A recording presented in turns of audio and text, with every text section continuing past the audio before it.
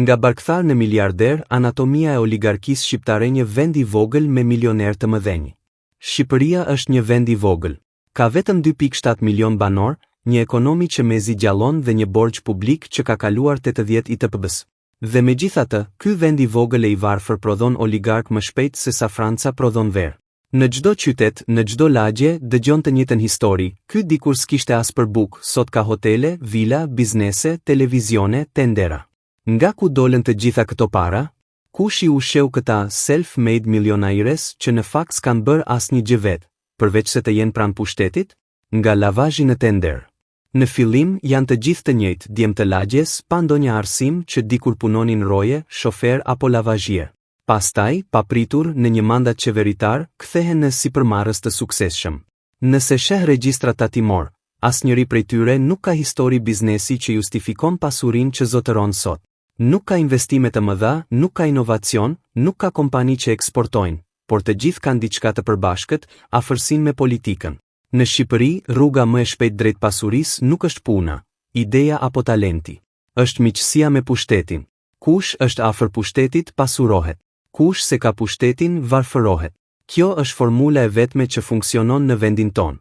Kronika e pasurimit të shpejt. Le të shohim disa shembuj konkret, jo me emra, sepse në Shqipëri të gjithë i njohin pa i përmendur. Dje ishte punonjës si një institucioni publik. Sot ka 5 ndërmarrje ndërtimi që fitojnë çdo tender urbanistik në Tiranë.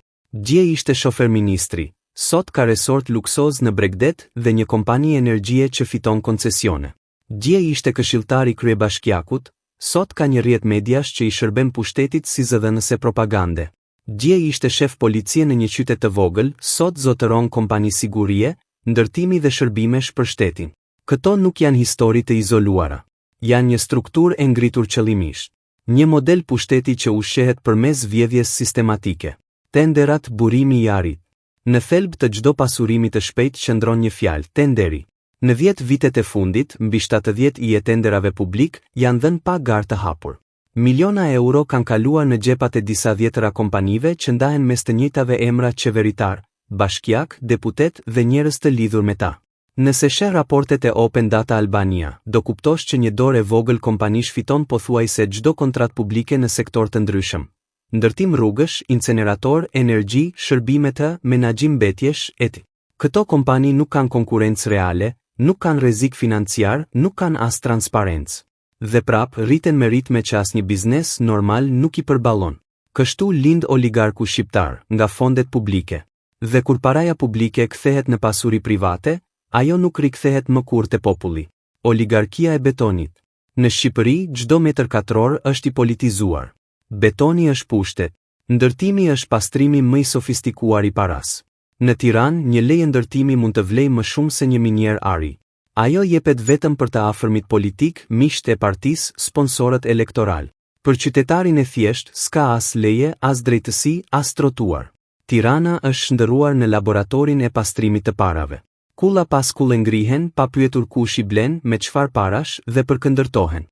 Çmimet e apartamenteve arrin nivele absurde, si në Londër apo Milano, ndërkohë që paga mesatare është më e ulta në rajon. Askush nuk pyet, askush nuk heton, sepse të gjithë janë pjesë e zinxhirit, nga pushteti te pasuria, nga pasuria te pushteti. Në Shqipëri, pushteti nuk përdoret për të shërbyer qytetarët, por për të ndarë pasurinë mes miqve. Kush fiton pushtetin, krijon oligarkët e vet. Kush e humb, largohet i varfër për t'u pasuruar në mandat tjetër. Është një rotacion i korrupsionit, jo i demokracisë. Nuk ka ndonjë dallim thelbësor midis të majtëve dhe të djathtëve. Njëri betonizon në emër të zhvillimit, tjetri betonizon në emër të tregut të lirë.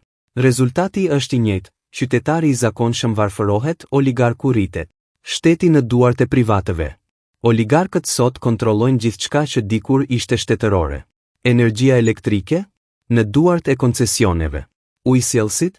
Privatizimi maskuar. Arsimi? Universitetet publike në shkatërim, privatët rriten. Shëndetësia? Tendera farmaceutik me miliona euro për kompani të njëjta. Media? Pothuajse e gjitha në duart e bizneseve që marrin kontrata nga qeveria. Pra, kush kontrollon tenderin, kontrollon edhe lajmin. Nëse një gazetar guxon të hetojë, e pushojnë, e izolojnë ose e blejnë. Në Shqipëri, liria e fjalës është zëvendësuar me lirinë e financimit.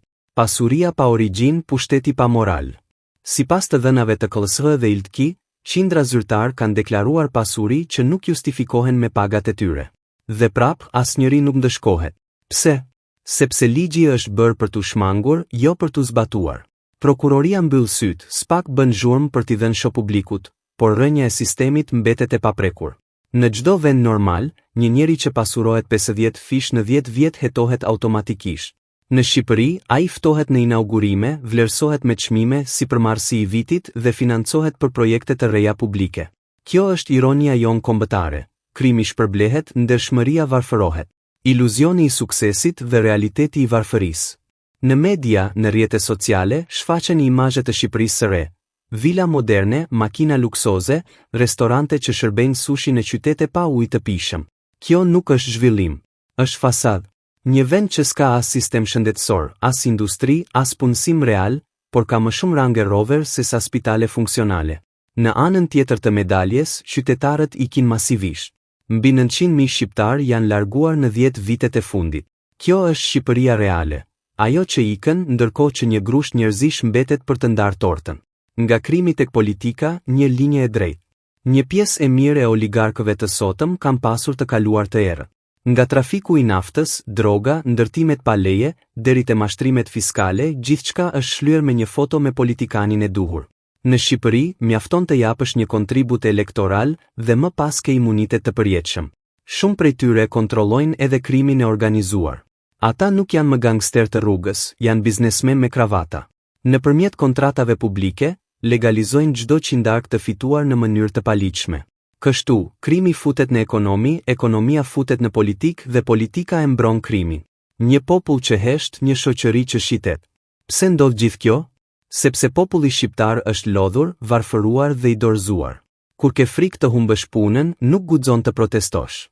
Kur rritja e çmimeve të ha gjysmën e rrogës, nuk ke luksin të kërkosh drejtësi. Kur çdo vend pune varet nga partia, liria bëhet luks. Ndaj këta oligark ekzistojnë jo sepse janë të zgjuar, por sepse ne kemi pranuar të heshtim. Dhe heshtja jon është pasuria e tyre.